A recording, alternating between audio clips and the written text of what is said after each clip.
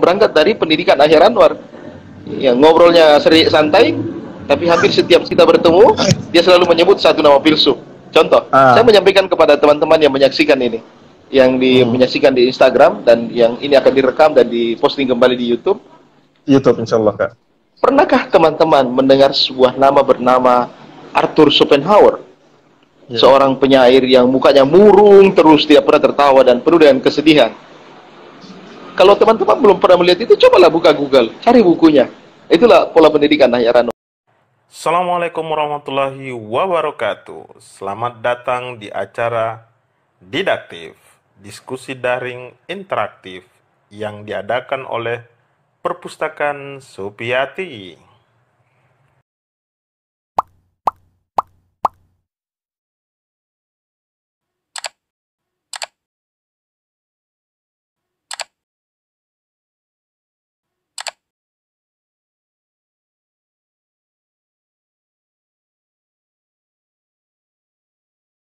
Baik, bismillahirrahmanirrahim. Assalamualaikum warahmatullahi wabarakatuh. Salam sejahtera buat kita semuanya. Berjumpa lagi dengan saya, Andi Karman, dalam acara Didaktif, diskusi daring interaktif bersama ustaz saya, guru saya, kanda saya, ada semua yang mungkin di Andika Mapasomba. Beliau termasuk orang yang pernah menculik saya, meninggalkan kelas sewaktu saya masih mahasiswa baru, bersama Anis Kurniawan, Aminullah Arhad, Nur Sam Matorian. Kemudian saya satu-satunya mahasiswa baru pada saat itu yang mau tidak mau, karena masih baru, jadi ya ikut-ikut saja. Dan alhamdulillah ternyata ketersesatan yang paling positif saya peroleh pada saat itu.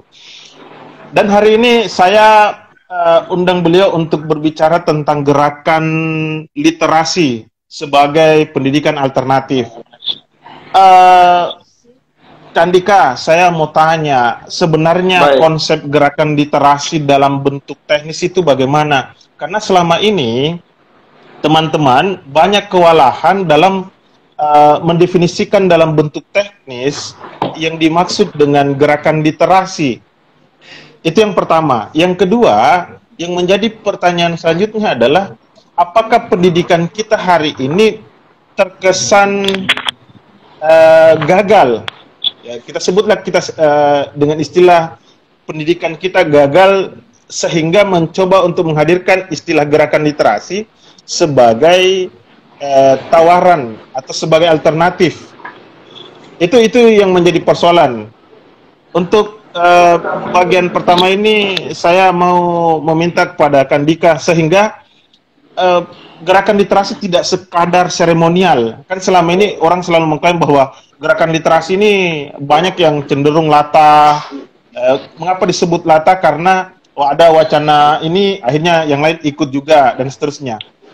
Waktu dan tempat, Kak, disilakan. Baik, bismillahirrahmanirrahim. Assalamualaikum warahmatullahi wabarakatuh. Allahumma shalli ala sayyidina Muhammad wa ala ali sayyidina Muhammad. Subhanallah wa hamdi, subhanallahal azim, la haula wala quwwata illa billahil azim. Yang pertama, saya mengucapkan terima kasih kepada saudara saya, Andi Karman. Secara pribadi, ini pertama kali saya live di Instagram, sehingga saya harus mengakui kepada publik bahwa saya termasuk produk orang-orang yang diajar masih oleh guru-guru yang diajar di zaman kolonial. Saya adalah sarjana pertama di dalam lingkup keluarga saya. Bapak saya sempat kuliah, tapi tidak menjadi sarjana strata 1. Jadi saya diajar oleh bapak saya masih diajar adalah oleh orang yang hidup di zaman kolonial. Itu yang pertama. Seperti apa produk kolonial? Seperti kamilah ini. Teknologi sudah semakin maju, alternatif orang mendapatkan ilmu sudah semakin banyak. Namun saya sebagai produk dari orang yang diajar oleh Belanda, itu masih pertama kalinya menggunakan Instagram ini untuk berdiskusi. Itu membuktikan bahwa betapa ketimpangan pendidikan kita jika dibandingkan dengan negara-negara maju seperti Amerika, seperti Al-Azhar di Mesir, itu sudah sangat timpang jauh sebenarnya. Yang kedua, pada kesempatan kali ini saya berharap bahwa Bung Andi Karman merekam ini sehingga bisa dijadikan baik, sehingga bisa disimpan dan di-share kembali di media-media yang lain seperti YouTube. Siap. Berikutnya adalah pendidikan alternatif tentunya bukan sebuah wacana baru di dalam pendidikan kita secara formal. Ketika Pak Anies Baswedan jadi Menteri Pendidikan di zaman Pak SBY, pendidikan alternatif itu sudah sering kita dengarkan. Tapi kemudian menjadi sangat Pak SBY, maaf, Jokowi ya, dia menjadi Jokowi, Menteri ya. Oke, ya, Menteri Pendidikan. Pak Jokowi. Tapi saya ingin merefleksi dulu ke belakang tentang seperti apa model pendidikan yang pernah ada. Saya tidak ingin bicara tentang pola pendidikan di Yunani, bagaimana pola pendidikan formal itu dibuat oleh para filsuf. Saya ingin memulai pendidikan itu di zaman Rasulullah. Orang Arab tidak belajar sastra secara spesifik pada lembaga pendidikan, tapi dia akan mendatangi orang-orang yang dianggap suci, pandai, dan mereka akan belajar tentang bagaimana belajar sastra Arab secara mendalam. Seperti Rasulullah dikirim ke kampungnya Halimatus Sa'diyah, dianggap sebagai badui yang masih sangat natural, sehingga tata bahasa Arabnya itu sangat luar biasa. Dan itulah pendidikan pertama Rasulullah yang saya pahami secara formal non-formal seperti itu. Kedua, setelah konsep hijrah, tentunya ada pendidikan alternatif di Makkah, bagaimana dia mengajarkan seperti apa pendidikan memahami tentang ketauhidan atau pelajaran tentang ketuhanan. Lalu semakin membaik pola pendidikan itu ketika Rasulullah sudah membangun Masjid Nabawi, dan orang-orang yang tinggal di Masjid Nabawi yang kita kenal dengan ahli sufa, yang selalu duduk dan sholat bersama Rasulullah dan melakukan kajian-kajian keislaman di waktu-waktu tertentu. Maka itulah kebangkitan pendidikan dalam konsepsi Islam yang saya pahami. Kemudian di Indonesia sendiri, pendidikan itu dikenal di abad pada tahun 1400-an di zaman para sunan itu, sehingga ada yang disebut dengan pesantren. Jauh sebelum itu, pola pendidikan di negara kita sebelum ada pesantren juga sebenarnya sama seperti bagaimana para imam-imam mazhab di dalam Islam dalam mengejar hadis-hadis yang sahih. Jika ada orang yang pandai, kita semua akan mendatangi orang-orang itu untuk berguru, bukan pada sebagai lembaga formal, tapi waktu-waktu tertentu, tempat-tempat tertentu. Kemudian itulah yang kemudian orang memburu ilmu, lalu mendapatkan ilmu, mendapatkan satu hadis ke satu hadis yang lain yang dianggap sahih.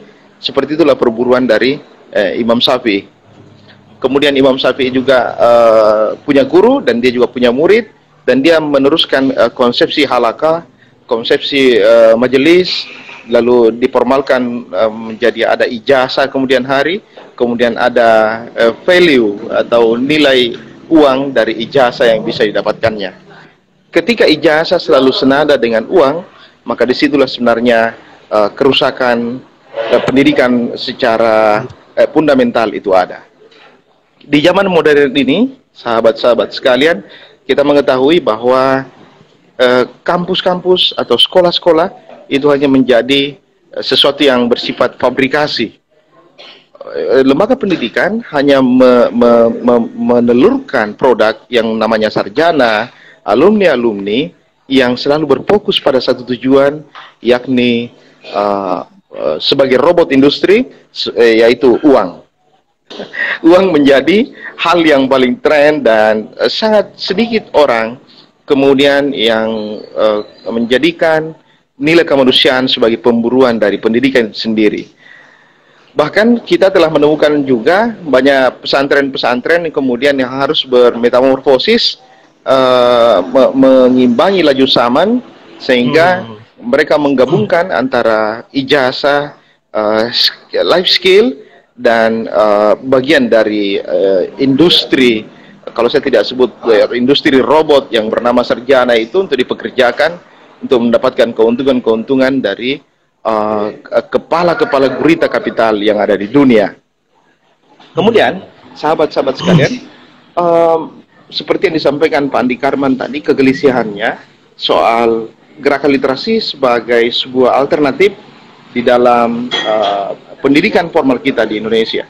Saya ingin merefleksi saja bahwa Pendidikan alternatif juga dikenal dalam lembaga-lembaga sekolah formal, baik yang dimiliki oleh sekolah negara, kemudian yang dimiliki oleh sekolah yang ada di swasta, kemudian sekolah yang bersifat homeschooling dan seterusnya. Pada prinsipnya seperti ini. Prinsip sekolah adalah mengacu kepada kurikulum. Mengacu kepada kurikulum. Di zaman Anies Baswedan saja, kurikulum Indonesia itu telah diganti sampai berpuluh-puluh kali. Sampai hari ini terus berubah. Bahkan di media sosial kita melihat sendiri bagaimana Menteri Pendidikan kemarin Pak Nadiem Makarim itu kemudian berkenaan lagi dengan pendidikan kesejarahan yang telah yang sangat dikontaminasi oleh politik dan dibuat wacananya sangat gelap dan seterusnya. Demikian dengan Menteri Agama. Tapi seperti ini. Saya ingin melihat pendidikan alternatif itu sebagai sebuah bentuk di mana sesuatu yang keluar dari rule-nya, keluar dari kurikulum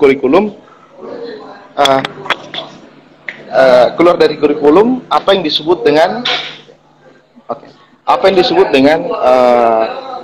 keluar dari sesuatu yang normal. Normal itu berarti sebuah pendidikan, pola pendidikan konvensional. Ada kurikulum, ada ruang kelas, ada papan tulis, ada spidol dan seterusnya. Seperti itulah bentuk dari pendidikan konvensional. Lalu pendidikan alternatif lalu berkembang, kemudian kita mengenal istilah homeschooling, kemudian ada sekolah-sekolah khusus yang dimiliki negara atau swasta, membuka sekolah pertanian, sekolah kejuruan tata boga, sekolah kejuruan yang berkenaan dengan jahit menjahit dan seterusnya, bahkan ada SMK kelautan. Itu bagian dari bentuk-bentuk pendidikan alternatif yang dibuat oleh negara maupun swasta untuk lebih mengembangkan potensi dari setiap individu agar lebih siap diterima oleh pabrik. Begitu ya. Baik, sekarang kita kembali kepada esensi dari pendidikan itu sendiri. Selain kemanusiaan, humanity, sebaiknya sebuah pendidikan harus dirancang pada life skill yang mandiri. Life skill yang mandiri inilah kemudian yang banyak ditangkap ruhnya oleh komunitas-komunitas pendidikan, komunitas-komunitas pembelajaran, komunitas literasi, kemudian membuat kurikulum-kurikulum alternatifnya sendiri berdasarkan konteks kebutuhan lingkungannya. Sebagai contoh, negara memiliki PKBM. Kedua, negara memiliki juga kelompok tani. Tapi yang bukan negara juga memiliki alternatif, seperti LSM-LSM. LSM kehutanan, LSM pertanian, LSM kelautan, dan seterusnya. Dan cenderung LSM-LSM ini, atau organisasi-organisasi non-pemerintah ini, kemudian yang memiliki alternatif-alternatif, mengajarkan sesuatu, memberikan peningkatan kapasitas kepada masyarakat, berdasarkan konteks lingkungannya, dan untuk menjamin bagaimana mereka bisa tumbuh memenuhi kebutuhan hidupnya, dan juga tanpa menyampingkan hal-hal yang bersifat manusiawi, kemanusiaan. Contoh, di Bulukumba ada sebuah desa namanya Desa Salasai. Dia memiliki apa yang disebut dengan konsep natural farming. Sekolah tentunya sudah tidak cukup bagaimana mengajarkan orang bisa bertani tidak menggunakan pestisida dan racun semprot hama dan seterusnya seperti itu ya. Tapi komunitas ini, komunitas bertani alami Desa Salasai ini kemudian mengajarkan kepada masyarakat sekitar untuk bagaimana bertani dengan bibit sendiri, tidak tergantung pada penghasil bibit di dunia yang merupakan jaring kapitalisme, bagaimana membuat pupuk sendiri, bagaimana membuat racun sendiri, dan hasil yang tidak kalah luar biasanya. Dan itu sudah berjalan sampai ya kurang lebih 10 tahunan belakangan ini, dan produk-produknya itu telah membuktikan bahwa mereka bisa berkembang dan tidak bergantung pada kapitalisme dunia yang berkenaan dengan pertanian. Bahkan mereka sudah menjual hasil-hasilnya itu keluar dari Bulukumba itu sendiri. Ini artinya apa? Bahwa pendidikan alternatif seperti ini, lembaga pendidikan formal seperti kampus dan sekolah itu sudah tidak cukup untuk menjawab setiap persoalan dan kebutuhan masyarakat. Sehingga organisasi-organisasi sosial itu memang menularkan ide dan gagasan yang memiliki kontur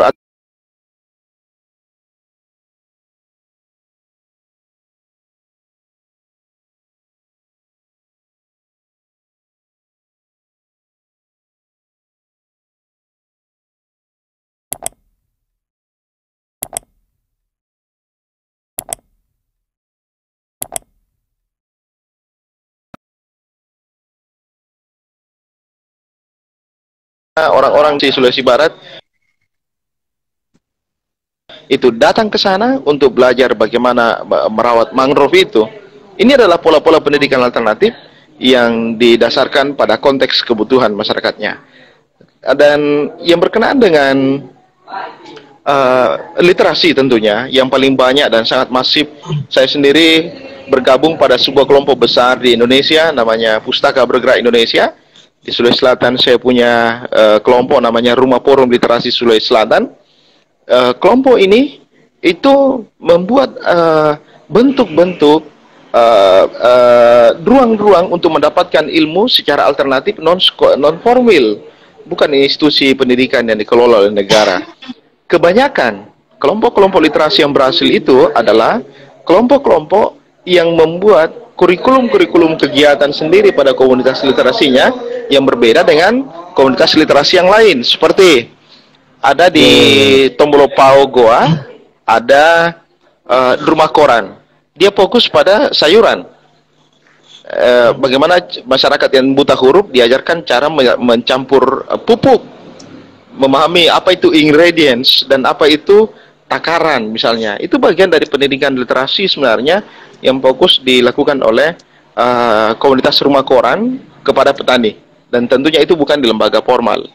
Kedua, di daerah Sulawesi Barat ada Yusri Mampie, itu melakukan pendidikan kepada masyarakat bagaimana cara melestarikan penyu. Di Bulukumba Kota ada Rumah Baca Pinisi Nusantara yang dikelola oleh Basmawa Saharis. Kemudian selain dia menyiapkan buku-buku pada rumah bacanya, dia juga mengajarkan para gadis-gadis bagaimana mengelola produk dari lingkungan sekitarnya, seperti pisang. Dia punya produk, dia punya sumber daya pisang.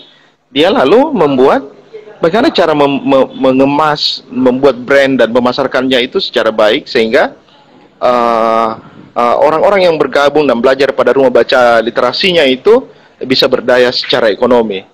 Secara umum, perpustakaan, khususnya Kepala Perpustakaan Republik Indonesia, Bapak Haji Sarip Bando, itu menyebut kata perpustakaan inklusi. Nah, karena dia sudah membuat sebuah moto baru tentang perpustakaan inklusi di masa kini, sehingga tentunya akan diikuti oleh program-program alternatif yang berbeda dari setiap komunitas-komunitas perpustakaan, formal non-formal, artinya dimiliki negara dan dikelola oleh masyarakat, dan akan membuat kurikulum-kurikulum berdasarkan apa yang menjadi kebutuhannya. Saya senang menyebutkan kalimat bahwa sebuah komunitas literasi yang ada di gunung jangan mengajarkan orang untuk bagaimana membuat jaring, dan bagaimana komunitas perpustakaan di pesisir jangan ajarkan mereka bagaimana menyadap aren. Itu tidak nyambung, sehingga konklusi dari setiap pendidikan alternatif adalah pendidikan yang didasarkan pada kebutuhan masyarakatnya dan apa yang menjadi sumber dayanya dan bisa dikelola secara berbeda-beda. Tidak seperti di zaman Orde Baru, ada penyeragaman, dan penyeragaman itu adalah sesuatu yang merusak pada konteks kekinian. Begitu, Andi Karman. Kak, saya melihat bahwa konsep dari pendidikan alternatif dalam pola gerakan literasi yang Kandika tawarkan ini sama dengan pendidikan kontekstual, Kak. Apakah seperti itu atau ada perbedaan tersendiri? Artinya dia memiliki kesamaan tersendiri sekaligus bahwa gerakan literasi lebih dari pendidikan atau pendekatan kontekstual itu, Kak. Gini, secara histori gerakan literasi hanya dikenali sebagai gerakan perpustakaan. Gerakan perpustakaan yang dimaksud adalah Untuk konteks Indonesia, kita belajar pada Balai Pustaka sebagai sebuah bentuk gerakan literasi tertua yang keseluruhan idenya juga belum harus ditinggalkan semua. Contoh, bagaimana Balai Pustaka di zaman lalu itu punya mobil sendiri yang berisi buku-buku dan referensi, dan itu berkeliling di kampung-kampung dan menyiapkan buku-buku alternatif itu masih dipakai sampai sekarang dengan konsep pusling, konsep pustaka bergerak, dan seterusnya. Gini, kata pendidikan alternatif itu selalu diikuti oleh kata seperti apa kebutuhan yang dibutuhkan pada konteks masyarakatnya. Konteks masyarakatnya. Yang menjadi persoalannya adalah pelaku dari pendidikan alternatif itu tidak memiliki kemampuan atau tidak memiliki interest atau tidak memiliki semangat untuk bergerak seperti guru-guru di sekolah. Guru di sekolah tahu bahwa untuk mengenali pesawat tidak harus lagi menggunakan gambar pada buku. Ada alternatif lain yang bisa digunakan, membuka Google, membuka layar LCD misalnya, dan kita bisa melihat bagaimana bagian-bagian pesawat itu. Saya teringat dengan saya secara pribadi di dalam konsep tahun 80-an 90-an, kami itu dulu belajar bahasa Indonesia itu masih diajar bagaimana cara membuat dialog di telepon. Jadi contoh dialog di telepon. Halo, selamat sore, assalamualaikum. Apakah saya sudah makan? Apakah kamu sudah makan? Kau makan apa hari ini? Oh iya baik, saya tunggu kamu di rumah, terima kasih. Itu contoh dialog aja. Itu kan bagaimana buruknya kami diajar di zaman lalu, tahun 80-90, oleh orang-orang yang dididik oleh guru-guru yang dilahirkan oleh orang-orang di zaman Belanda itu. Nah, dan itu seragam terjadi di Indonesia. Ada buku bahasa Indonesia yang berwarna biru. Ya. Dan itu biru hijau itu. Saya bayangkan sampai sekarang saja yang terjadi pada tahun 25 tahun yang lalu, 30 tahun yang lalu, dianggap sudah sangat modern hari ini dengan jaringan 3G, 4G, sementara banyak sudut di Indonesia yang memang belum mengenal apa itu telepon karena tidak ada jaringan internet, tidak ada listrik dan sebagainya, dan itu masih ada walaupun semakin sedikit. Nah, pendidikan alternatif ini bukan hanya saya pikir bertumpu bagaimana pada kemampuan siswa masyarakat yang di-upgrade, tapi sebenarnya dia bertumpu pada fasilitatornya. Dia bertumpu pada gurunya. Fasilitator dan guru adalah bagian penting untuk mengubah mindset bahwa pendidikan itu tidak harus monoton. Pendidikan tidak harus monoton. Pendidikan itu harus bersifat menjemuk di dalam ide-idenya. Lagi, itu berdasarkan konteks. Maksudnya adalah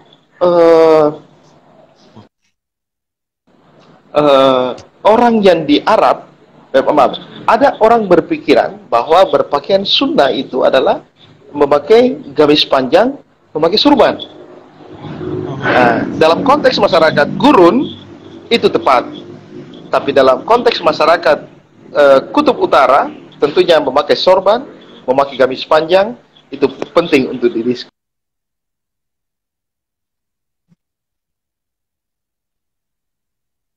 dari pengetahuan itu. Sahabat-sahabat sekalian, sekali lagi saya ingin mengingatkan bahwasanya apa yang disebut dengan pendidikan alternatif itu tidak harus terpaku pada apa yang disebut dengan kurikulum. Ketika pandemi ini terjadi, kita telah sama membuktikan bahwa tak ada di kurikulum bahwa anak-anak boleh membawa handphone dan harus memegang handphone. Faktanya dalam 5 bulan ini peradaban pendidikan kita harus berubah. Kurikulum kita tidak bisa menjawab itu. Kurikulum kita tidak siap memasuki dunia itu. Inilah yang saya sebut sebuah shock culture terhadap pendidikan itu. Kurikulum kita tidak siap. Saya sebagai orang yang lahir menjadi seorang sarjana di tahun 2020 dan masih diajar oleh guru yang dididik oleh Belanda, tidak pernah diajarkan di dalam kurikulum saya bagaimana mengubah pengaturan handphone Android saya dari berbahasa Indonesia ke bahasa Inggris dan bagaimana mengubah dari jaringan 3G ke 4G. Sementara dalam fakta kehidupan kita itu menjadi sesuatu yang tidak bisa dihindarkan lagi. Semua akan berubah, semua akan berubah kan. Pendidikan alternatif ini akan semakin tumbuh dengan baik berdasarkan konteks. Sekali lagi, berdasarkan konteks masyarakatnya. Bahwa di kutub utara harus menggunakan jaket yang tebal dan di daerah gurun pasir harus menggunakan gamis panjang yang tipis dan penutup kepala. Kalau di kutub tentu pakai kupluk dari kulit. Iya. Siap. Dika, yang semakin menarik ini, sudah ada titik temu sudut pandang kita dalam melihat pendidikan alternatif ini, dalam hal ini gerakan literasi. Hanya yang menjadi persoalan, dan ini selalu dibincang oleh beberapa para pendidik dan orang tua, persoalan afektifnya, atau biasa orang bilang persoalan etikanya, persoalan moralnya. Untuk mengukur kualitas etika seseorang, gerakan literasi melalui pendidikan alternatifnya kira-kira bagaimana dijadikan sebagai tolok ukur. Artinya ada hal yang bisa dilakukan sehingga tanpa ataukah secara tak langsung etika sudah mengikut dengan sendirinya, Kak. Ya, nah, itu juga menjadi sesuatu yang sangat tidak boleh dijawab dengan seragam, ya.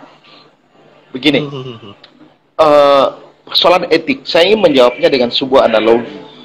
Apa yang dipahami dengan etika rumah tangga bagi orang Mandar dan etika rumah tangga bagi orang Bugis itu sangat berbeda. Ada yang berbeda.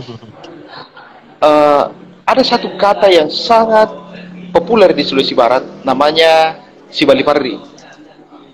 Sibali-Parri. Laki-laki melaut, istri menjual ikan. Perempuan membuat gogos, laki-laki membakarnya. Sibali-Parri. Ya. Saling mendukung. Jadi kalau misalnya soal etik, itu juga tentu akan berbeda-beda, maksud saya. Tentu sangat akan berbeda karena masyarakat yang lainnya di Arab misalnya bukan perempuan yang pergi belanja, tapi laki-laki yang pergi berbelanja. Masyarakat Bugis dan konteks saya di Bulukumba misalnya, ketika suami pergi ke pasar membeli sayuran dan menjinjing kantong plastik, itu adalah sesuatu yang memalukan. Tapi dalam konteks masyarakat di sekitar Masjidil Haram, di Mekah maupun di Riyadh, di Jeddah yang saya lihat, justru itu sesuatu yang luar biasa ketika laki-laki pergi berbelanja di pasar dan dia bincang kantong plastik.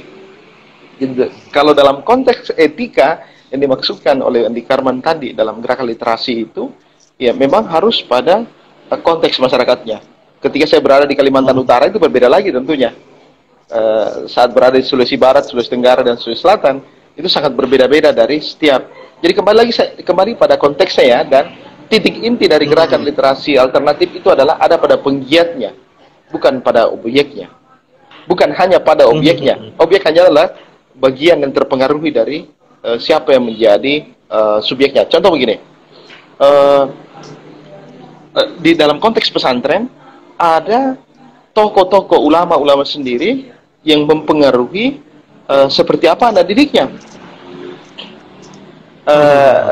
Pesantren Nahdlatul Ulama itu selalu mengacu kepada ulama kami di pesantren itu menguasai ilmu apa, sehingga santri-santri keluarannya akan mengacu kepada ulamanya. Contoh realnya adalah seperti apa Mbah Mun, maka lihatlah seperti apa Gus Miftah. Gitu. Jadi kalau sebuah komunitas literasi adalah pergerakan yang dimiliki oleh kelompok sayap kiri misalnya, maka yakin saja masyarakat yang menjadi konsumer atau bagian dari anak didik dari komunitasnya itu akan menjadi orang-orang yang radikal dan melawan terhadap kebijakan-kebijakan rezim.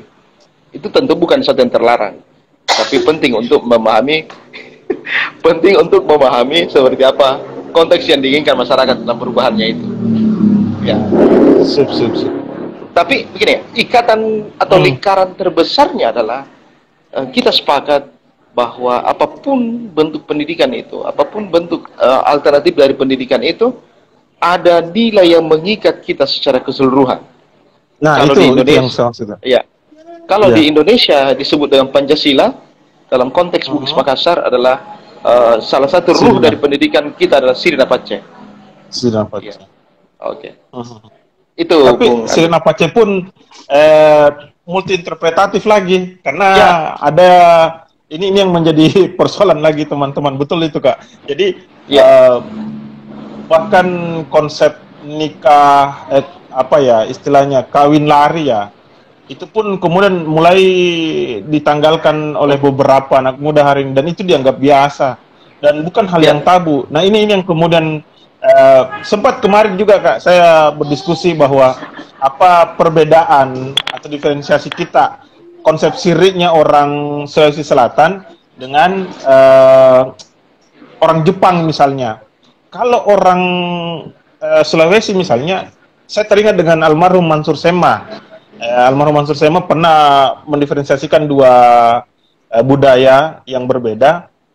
Jadi ini lagi yang menarik karena ternyata etika akan berkaitan erat dengan budaya itu yang kita maksudkan Kak. Kalau Sulawesi Selatan istrinya misalnya yang melakukan perselingkuhan dan sebagainya, maka istri dan yang dia temani selingkuh itu yang dia bunuh. Beda kalau Jepang, ketika dia melihat istrinya melakukan perselingkuhan, justru dia yang melakukan harakiri, bunuh diri atas bentuk kegagalan dia dalam memberikan kepercayaan terhadap sang istri gitu. Ini persoalan budaya yang kemudian ternyata itu akan berdampak nanti pada persoalan etika seperti yang digambarkan tadi oleh Kak Andika. Ada komentar ini Kak dari elang.geo. Jadi ini berhubungan Kak karena berbicara literasi. Jadi literasi itu kan minimal dia berbicara pada aspek baca dan tulis. Bung Andika, sudah berapa orang yang tanda petik kau paksa menulis? Dan ternyata Bung Elanggio ini termasuk adalah mantan korban Anda juga Kak ya. Silakan.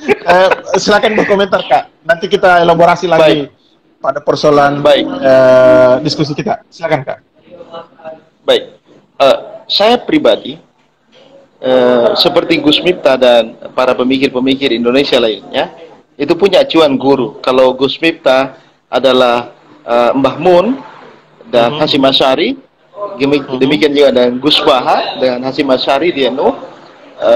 Di atas saya harus akui bahwa ada seorang guru yang sangat mempengaruhi pola pikir saya di dalam menyebarkan ilmu pengetahuan. Beliau adalah almarhum Dr. Rehyar Anwar. Al-Fatihah untuk beliau. Wow. Dan beliau selalu mengatakan seperti ini. Kurang lebih sama juga dengan almarhum Asdar Muiz RMS. Manusia yang baik adalah manusia yang bermanfaat bagi orang lain, bukan manusia yang memiliki banyak harta. Rehyar Anwar selalu mendoktrin setiap murid-muridnya, termasuk saya pribadi, untuk selalu bagaimana menyebarkan pikiran dengan baik. Jadi pikiran baik itu harus ditransformasikan pada setiap orang. Kalau menulis itu baik, maka transformasilah ilmu menulis itu seluas-luasnya sehingga semua orang menulis. Jika mengajak orang untuk kritis itu baik, maka ajaklah semua orang untuk kritis, kan seperti itu. Nah pertanyaannya kemudian, siapa yang menjadi acuan Rehyar Anwar di dalam menuntut ilmu pengetahuan sampai dia bersikap seperti itu dan menular kepada kami? Yang pertama, Rehyar Anwar itu pengagum Sayyidina Abu Bakar. Dia pengagum Sayyidina Abu Bakar tentang kehidupan yang sederhana dan bersahaja. Itu sangat mengakui kesabarannya dan sebagainya. Kemudian seperti yang telah kita sama ketahui dan banyak orang ketahui, dia adalah penikmat dari pemikiran-pemikiran filsafat dari filsafat klasik lama ya. Hampir setiap saat jika kita bertemu maka dia akan membahas tentang orang-orang yang menggerakkan dunia ini dengan pikiran-pikiran kritisnya, dengan wacana-wacana alternatif yang tidak mainstream. Seperti apa misalnya Victor Hugo, seperti apa Jean-Jacques Rousseau yang mengubah Prancis, kemudian seperti apa Albert Camus, seperti apa kemudian ilmuwan-ilmuwan yang lainnya. Itu Ahyar Anwar menularkan itu semua. Dia menularkan semua pada kita, dan kita juga merasa tertantang bahwa kesejatian seorang pemikir adalah ketika pikirannya itu tidak berhenti pada dirinya, tapi dia ditularkan dan bisa mempengaruhi yang lainnya. Kalau itu ditransformasi ke dalam penggiat literasi, maka sebenarnya begini, seorang penggiat literasi sejati itu tidak menunggu sertifikat penghargaan dan penghargaan lainnya. Itu tidak di situ tempatnya. Penggiat literasi sejati adalah seorang mubalik yang sesungguhnya. Dia mubalik yang sesungguhnya. Apa yang menjadi kelemahan sehingga kelompok-kelompok mahasiswa merah, bintang merah dan sebagainya itu gagal mendapatkan dukungan basis massa karena dia gagal melakukan tanda petik sebuah sinkretisme antara ideologisnya dengan apa yang menjadi kultur masyarakatnya, sehingga dia tidak didukung oleh massa yang sangat banyak. Kenapa? Karena dia mengingkari kebudayaan, dia mengingkari tradisi masyarakatnya, dia ingin membawa sesuatu yang baru yang jauh dari tradisi masyarakatnya. Disitulah letak kenapa Nahdlatul Ulama memiliki banyak jamaah, memiliki banyak anggota, karena dia menjadi kelompok yang menggabungkan antara agama dan yang dinilai tidak budaya dan agama tanpa harus terjadi sesuatu yang sangat bertentangan secara syariat dalam konteks diskusi yang lain. Mungkin bisa pada wilayah itu. Nah, apa yang disampaikan Pak Herbing Langgeo soal virus tadi memprovokasi dia menjadi penulis. Saya pada dasarnya karena Ahyar Anwar juga adalah seorang yang sangat mencintai Abu Bakar, dan kita tahu bagaimana Abu Bakar mendapatkan ilmu pengetahuan. Sama seperti istri Nabi, bagaimana dia mendapatkan hadis dan meriwayatkannya. Seperti Maimunah misalnya sebagai istri terakhir juga meriwayatkan hadis, dan sampai hari ini kita bisa melihat riwayat-riwayat yang disampaikan oleh istri Rasul yang terakhir itu yang bernama Maimunah, yang dimakamkan 14 km keluar dari arah Mekah itu, Bung, kalau kita ke arah Madinah, insyaallah. Nah, saya menjadi objek dari Ahyar Anwar, dan bukan sesuatu yang haram bahwa saya juga menularkan apa yang saya anggap benar dan baik itu kepada masyarakat yang ada, yang saya temukan dalam masyarakat, membawa jawaban-jawaban alternatif, pola-pola pendidikan alternatif di dalam masyarakat untuk melahirkan orang-orang yang juga akan melahirkan alternatif yang baru berdasarkan zamannya. Drillnya seperti ini. Di masa lalu saya mendirikan sebuah sekolah di Bulukumba, namanya Sekolah Sastra Bulukumba. Pendaftarnya selalu banyak, tapi yang diwisuda hanya 8 orang, 7 orang, 14 orang gitu. Tapi pendaftarnya banyak sekali kalau di awal-awal. Anak-anak yang dulu sekolah di sekolah sastra sebagai sebuah komunitas yang lalu berkembang menjadi komunitas literasi, hari ini ketika mereka sudah turun di masyarakat, itu kemudian membawa cahaya-cahayanya sendiri. Ada yang mengelola kafe, tapi buka perpustakaan di desa. Ada yang menjual produk pisang, tapi juga menulis sastra. Ada yang kemudian penjual apa ya, yang gerobak keliling itu bukan sesuatu yang dianggap mundur, tapi ketika sekolah sastra misalnya namanya Ahmad Mutahir, kemarin dia punya lapak angkringan kopi apa gitu, tapi dia kalau nulis esai tidak ada yang tidak mengakuinya bahwa dia orang yang sangat luar biasa karena kekuatan membacanya. Nah, itu bagian kepuasan sendiri dari saya dalam proses 20 tahun ini saya mendalami pendidikan dan kesusastraan, kebudayaan secara mendalam, bahwa alhamdulillah setidaknya 5 tahun belakangan ini saya sudah melihat sendiri bagaimana adik-adik yang pernah bergabung bersama kami itu menemukan jalan hidupnya sendiri dan tanpa saya harus intervensi. Saya pikir andaikan Ahyar Anwar masih hidup, dia akan melihat berapa ratus orang yang telah dilahirkannya. Kita ini bagian dari Ahyar Anwar. Harus dia dan kita nggak boleh. Nggak boleh tidak.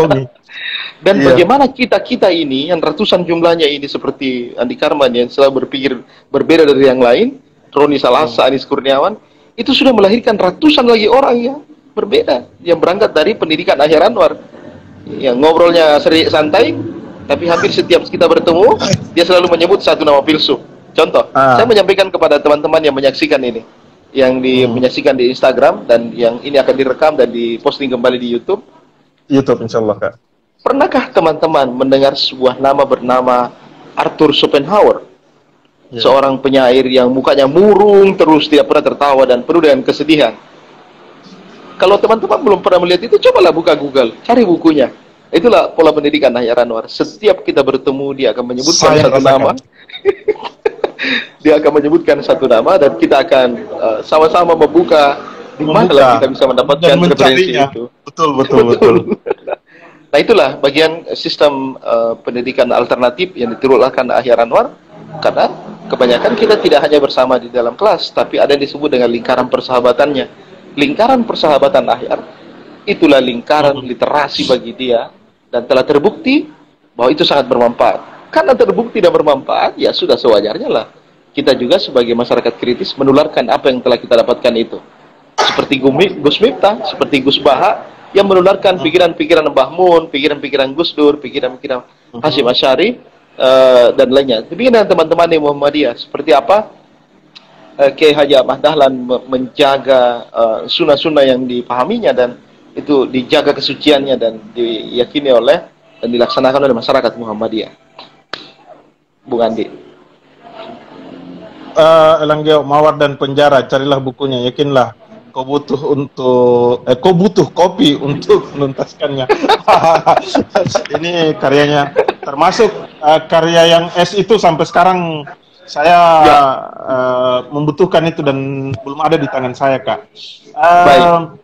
Ahyar berkata, saya lanjut, Kak. Iya, silakan, Kak.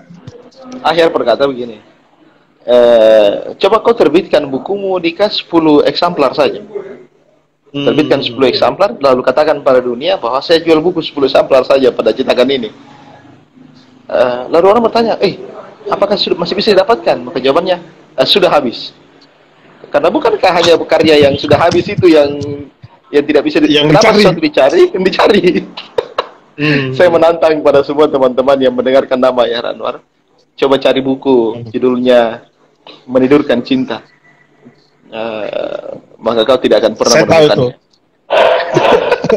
Dapat dong. Cobalah menemukan buku, mencari buku Mawar dan Penjara, maka hanya tidak banyak orang yang pernah melihatnya. Kalau buku S tidak bisa ditemukan, kalau buku S tidak bisa ditemukan, maka dia sedang melengkapi rahasianya, bahwa buku puisi itu buku puisi rahasia. Asik.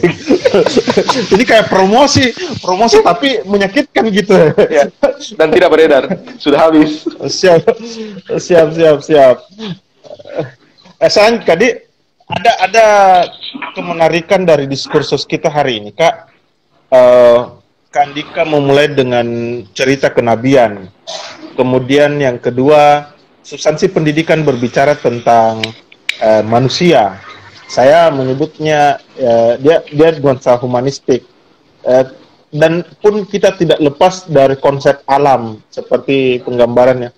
Saya justru memang menarik konklusi bahwa memang pendidikan kita ada 3, jadi tidak sekadar kita berbicara tentang kemanusiaan saja, tapi Kandika mencoba untuk merumuskan ada konsep 3, teosentris, antroposentris, dan kosmosentris, itu dipadu-padankan dan menjadi satuan.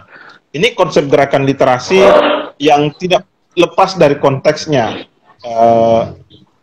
Kira-kira, Kak, kalau dalam konteks sekolah, pesan tak untuk gerakan literasi dalam bentuk teknis ya? Karena saya secara pribadi, Kak, membaca 15 menit, mungkin Kak Dika pernah dengar itu atau tahu jalan cerita ini, mungkin mendengar dari guru-guru.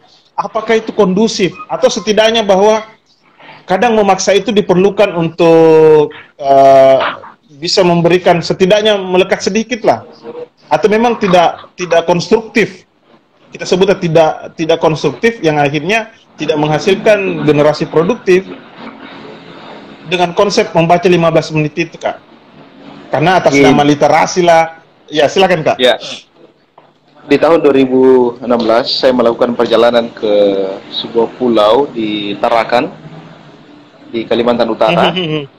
kota yang saya pernah datangi pertama kali ketika diajak oleh Bung Awal Elanggeo ketika saya mengunjungi sebuah pulau kecil di Kalimantan Timur waktu itu namanya Pulau Bunyu ya, yang bukunya lalu ditulis ditulis oleh Elanggeo. Di Tarakan itu ada sebuah sekolah di kepala sekolahnya bernama Ibu Dharma Sastra di Facebook.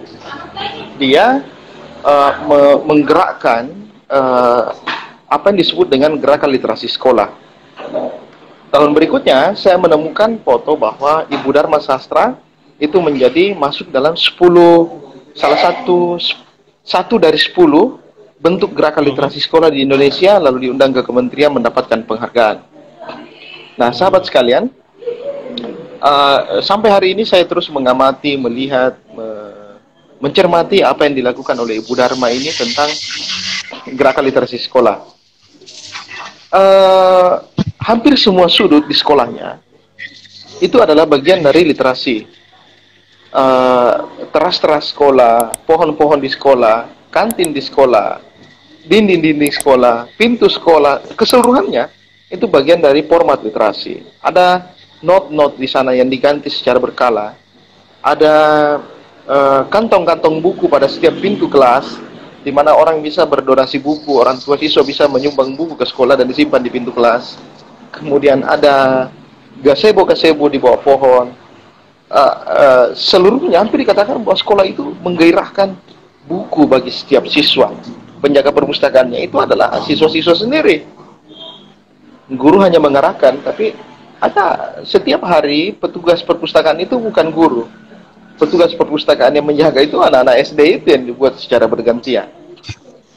Setiap kelas memiliki pojok baca. Berkenaan dengan 15 menit sebelum belajar membaca 15 menit, saya apresiasi bagus sebagai bagian dari untuk mendorong orang mencintai membaca. Tapi realitasnya begini, kadang-kadang memang ini iya, kadang-kadang saya sampai hari ini masih membaca buku yang terakhir saya baca itu 2, membaca kembali ya, ada Seni Under Pressure, kemudian Anwar J. Piliang ini, saya lupa judulnya kemarin. Saya membaca dalam 15 menit itu hanya beberapa halaman, dan setidak-tidaknya masing-masing mengambil satu not dari satu buku itu. 15 menit di sekolah membaca buku, saya pikir itu adalah sebuah langkah besar, tapi berefek kecil saja bagi setiap siswa.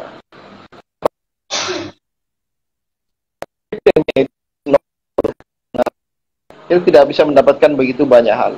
Kemampuan setiap anak berbeda dari seluruh Indonesia ini. Tidak semua orang bisa mendapatkan ilmu dari membaca. Ada banyak, dan saya melihat sendiri orang mendapatkan ilmu dari mendengarkan ceramah. Seharusnya bukan 15 menit, tapi one day full ya, full one day. Sehari full tentang buku. Iya. Jadi dalam seminggu disiapkan 1 hari full itu hanya untuk kajian tentang buku. Tapi yang menjadi persoalan kan gurunya. Guru kan baru generasi kedua dari orang-orang yang dilahirkan dari zaman kolonial. Generasi sarjana pertama dalam keluarganya. Sehingga membaca buku itu bukan bagian penting. Kita harus sama mengakui itu. Jadi tidak maksimal 15 menit itu kalau saya. Tapi dia harus sehari full kalau memang negara ini menginginkan itu. Sekarang 30 hari full pun orang akan melakukannya karena orang tidak bisa ke sekolah. Pertanyaannya, seberapa banyak buku di rumah? Seharusnya di pandemi ini guru juga mengizinkan lebih banyak lagi siswa boleh datang ke sekolah meminjam buku dan dibawa pulang ke rumah. Tapi saya belum melihat itu ada di Indonesia bahwa orang bisa ke sekolah ambil buku. Karena hanya tidak boleh berkumpul. Ya sudahlah, ambil buku di perpustakaan, bawa pulang. Itu akan lebih bermanfaat daripada kita berdrama 15 menit. Ini sudah bukan 15 menit ini, sudah 6 bulan 7 bulan kita ini begini. Hmm. Saya berharap Andi Karman bisa menulis sebuah artikel dan menjadi sebuah motivasi bagi orang-orang di Indonesia bahwa ini saat yang tepat untuk membuat anak-anak dekat dengan perpustakaan. Izinkan mereka ke sekolah pinjam buku lalu pulang ke rumah. 2 hari, 3 hari ganti lagi. Lalu membuat catatan-catatan poin-poin penting dari apa yang dibacanya di dalam buku yang dipinjamnya itu. Kita boleh sama-sama melaksanakannya. Kandika lebih maju kayaknya nih. Kak, semakin menarik ini konsep tentang pendidikan alternatif. Jadi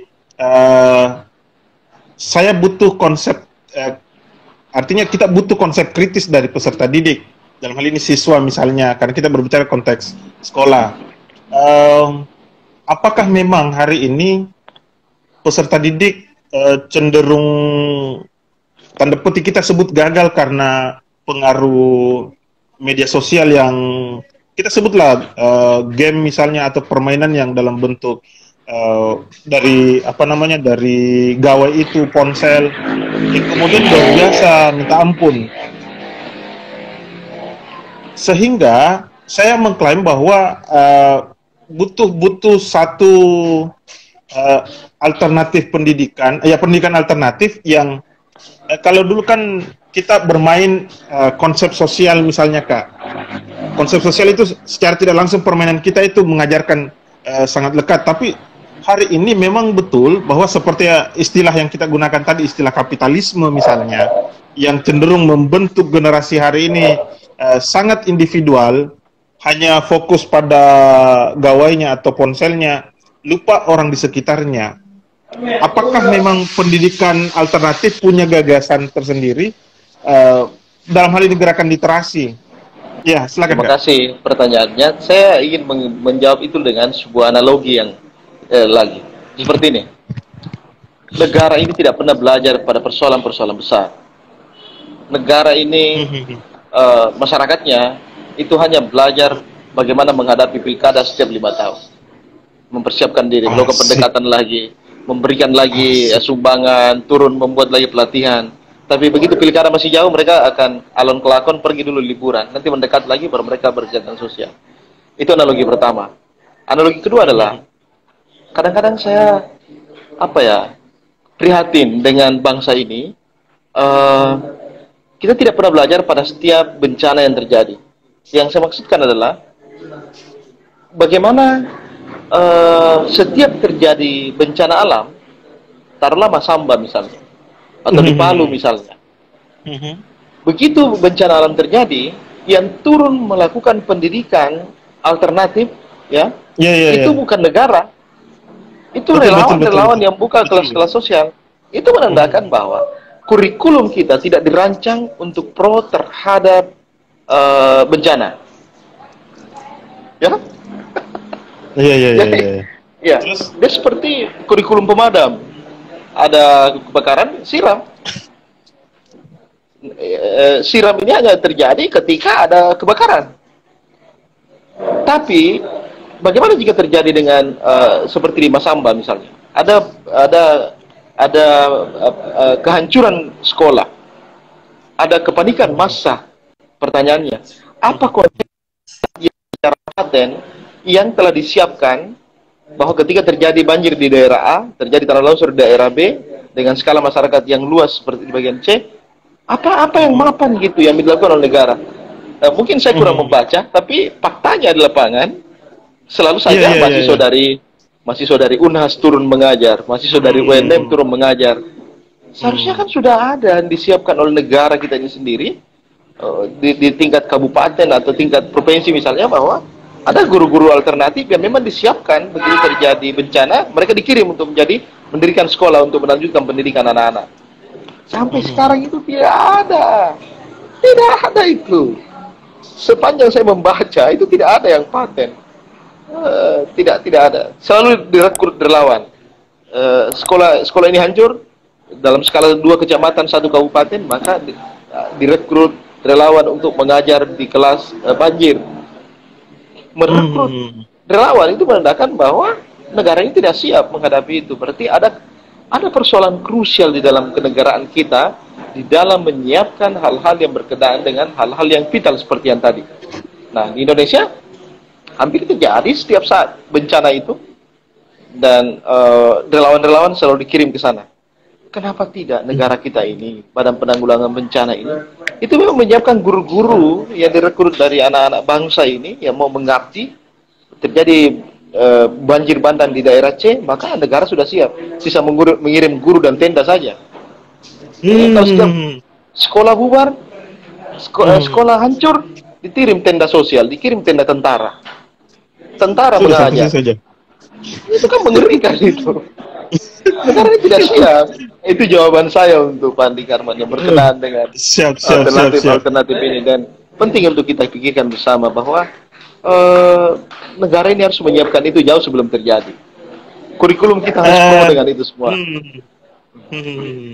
Kak Dika, kita lanjut sesi kedua, Kak ya. Saya mau lanjut pada pertanyaan berkaitan dengan Indonesia Mengajar.